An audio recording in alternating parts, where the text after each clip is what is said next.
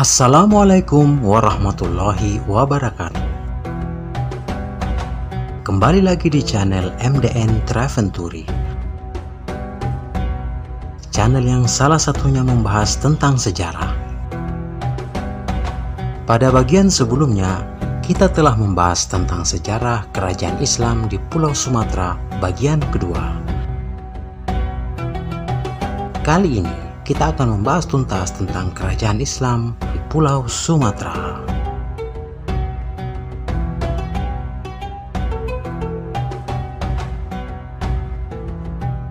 Kerajaan Sungai Pagu.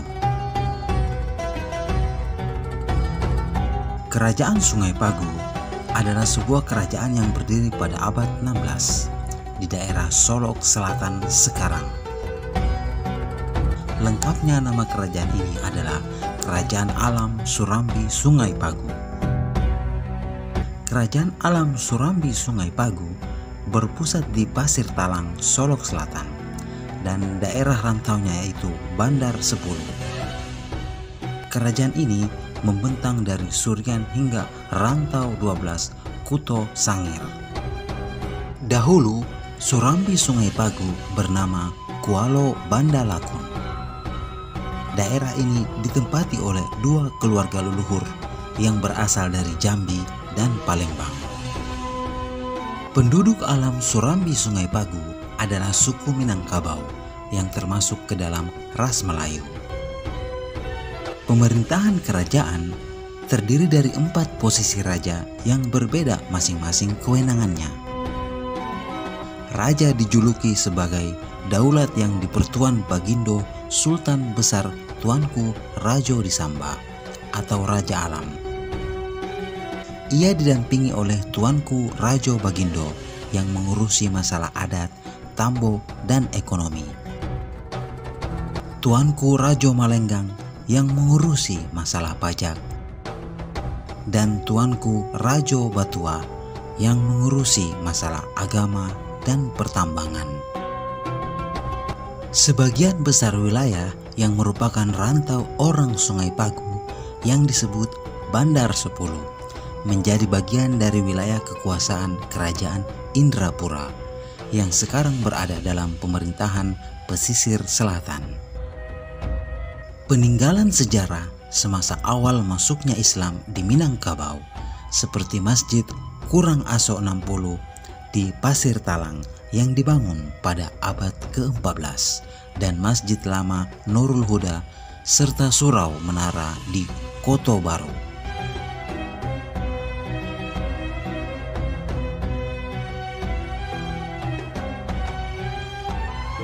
Kerajaan Lamuri.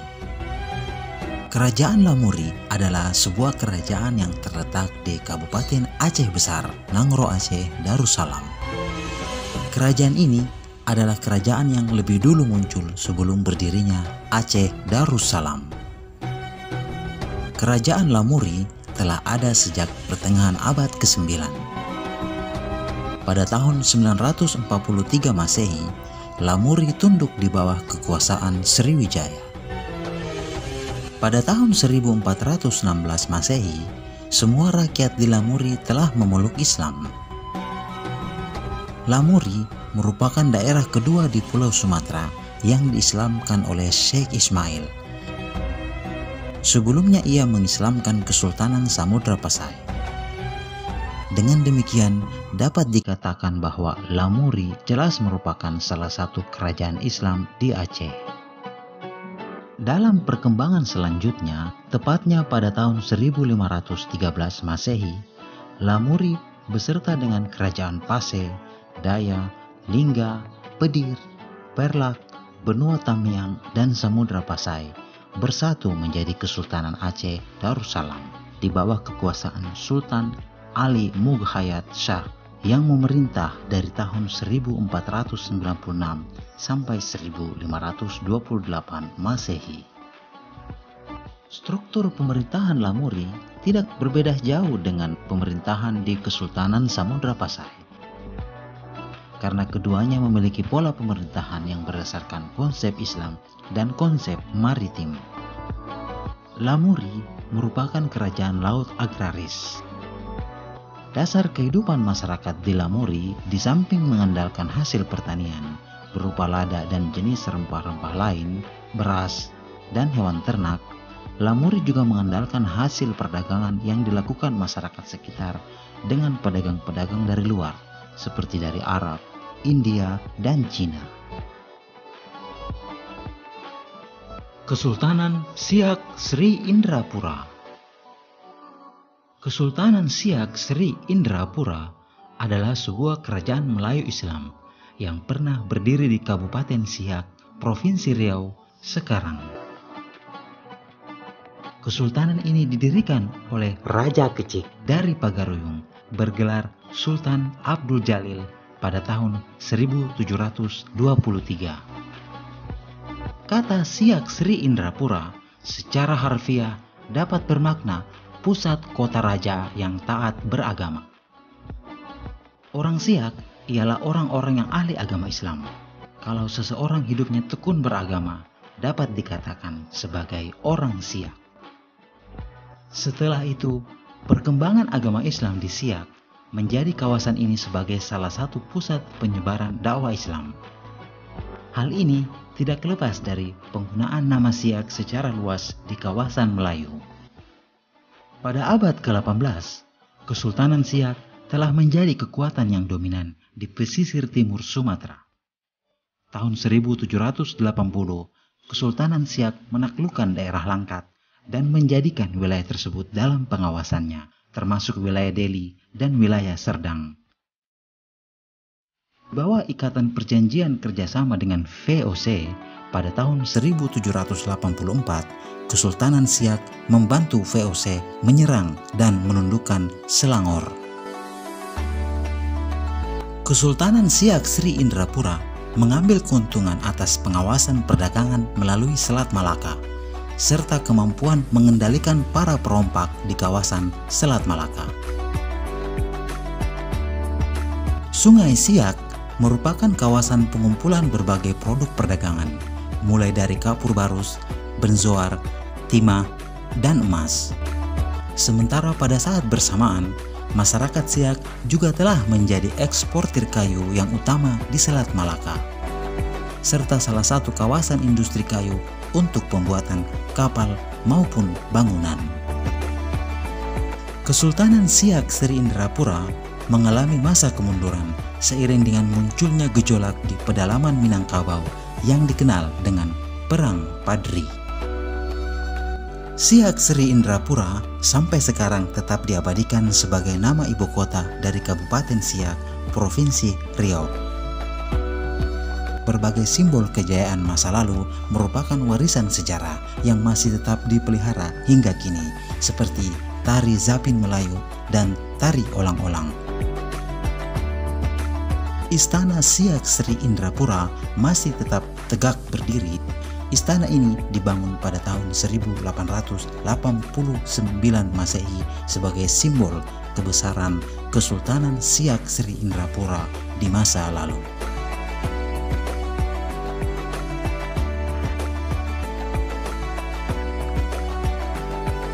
Kesultanan Lingga. Kesultanan Lingga adalah salah satu kerajaan Islam yang didirikan di Pulau Lingga. Kesultanan ini dibentuk pada tahun 1824 dari pecahan wilayah Kesultanan Johor Riau atas perjanjian yang disetujui oleh pihak Britania Raya dan pihak Hindia Belanda. Melalui Traktat London pada tahun 1824, di mana Sultan Abdul Rahman Muazzam Shah menjadi pemimpin Kesultanan Lingga atas dukungan dari pihak Hindia Belanda. Wilayah Kesultanan Lingga mencakup Provinsi Kepulauan Riau saat ini. Pusat pemerintahan Kesultanan Lingga awalnya berada di Tanjung Pinang, tetapi kemudian dipindahkan ke Pulau Lingga. Kesultanan Lingga berakhir pada tanggal 3 Februari 1911 dan menjadi kekuasaan pemerintah Hindia Belanda.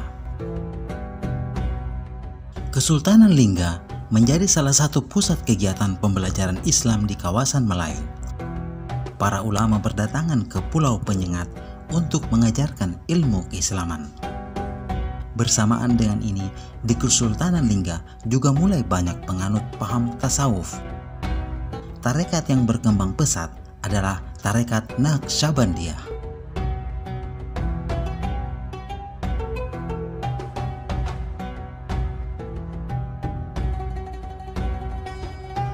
Kesultanan Pelalawan. Kesultanan ini terletak di Kabupaten Pelalawan, Provinsi Riau, sekarang. Kesultanan Pelalawan berdiri pada tahun 1725 Masehi.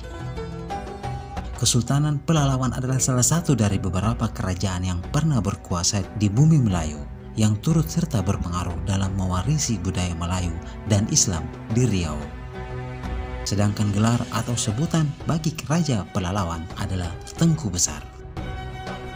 Sebagai akibat dari wabah penyakit yang menyerang rakyat pada tahun 1725 Masehi, Maharaja Dinda II memindahkan pusat kerajaan Tanjung Negeri dari Sungai Nilo ke hulu Sungai Rasap. Sehingga perpindahan tersebutlah Maharaja Dinda II mengubah nama kerajaan Tanjung Negeri menjadi Kerajaan Pelalawan. Pada perjalanannya, Kerajaan Pelalawan beberapa kali mengalami serangan dari kerajaan Siak Sri Indrapura yang dibentuk dari Raja Kecik yang diusir dari kerajaan Johor ke Siak. Dari beberapa pertempuran yang terjadi yang mengakibatkan tahta kerajaan Pelalawan akhirnya direbut oleh kerajaan Siak Sri Indrapura. Dan Sultan Syarif Abdurrahman dari kerajaan Siak menjadi raja di kerajaan Pelalawan.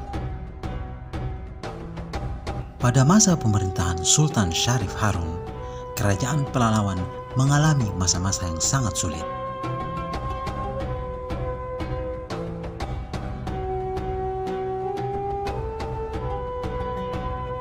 Kerajaan Bungo Satangkai. Kerajaan Bungo Satangkai didirikan oleh Datuk Ketumanggungan dan sebagai yang dipertuan atau Perdana Menteri adalah Datuk Bandaro Putiah. Kerajaan Bungo Satangkai didirikan sebelum berdirinya Kerajaan Pagaroyong dan merupakan pecahan dari Kerajaan Pasuman Koto Batu yang terletak di Sungai Tarap, Kabupaten Tanah Datar, Provinsi Sumatera Utara, kala itu.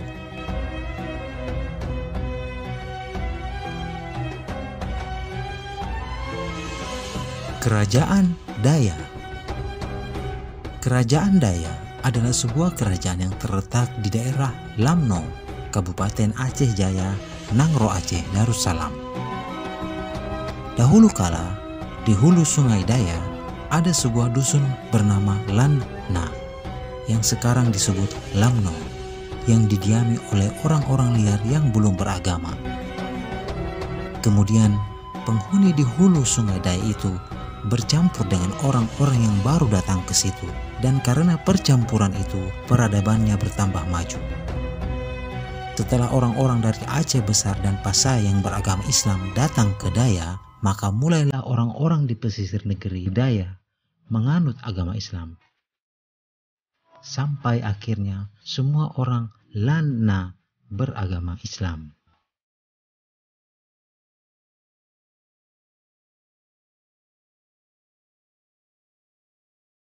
Kerajaan Linge. Kerajaan Linge adalah sebuah kerajaan kuno di Aceh. Kerajaan ini terbentuk pada tahun 1025 Masehi dengan raja pertamanya Adi Genali yang bergelar Raja Linge I. Raja Linge I mewariskan kepada keturunannya sebilah pedang dan sebentuk cincin permata yang berasal dari Sultan Perlak Makhdum Berdaulat Mahmud Shah. Pusaka ini diberikan saat Raja Linge I membangun negeri Linge pertama bersama dengan seorang Perdana Menteri yang bernama Sheikh Sirajuddin yang bergelar Cik Serule.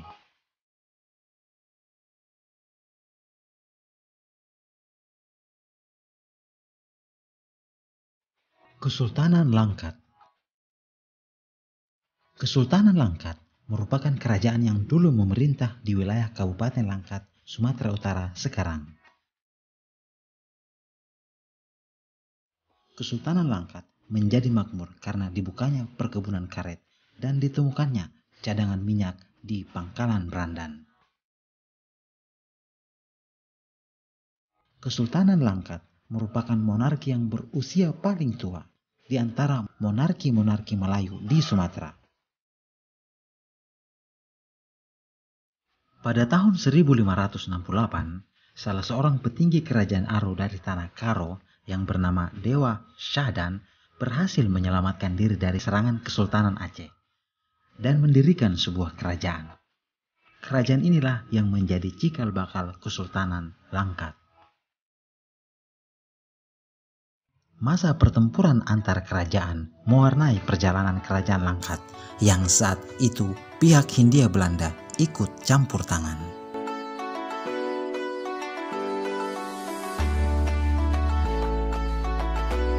Demikianlah sejarah kerajaan Islam di Pulau Sumatera. Semoga tayangan ini bermanfaat dan menambah wawasan kita tentang sejarah Islam di Indonesia. Terima kasih. Wassalamualaikum warahmatullahi wabarakatuh.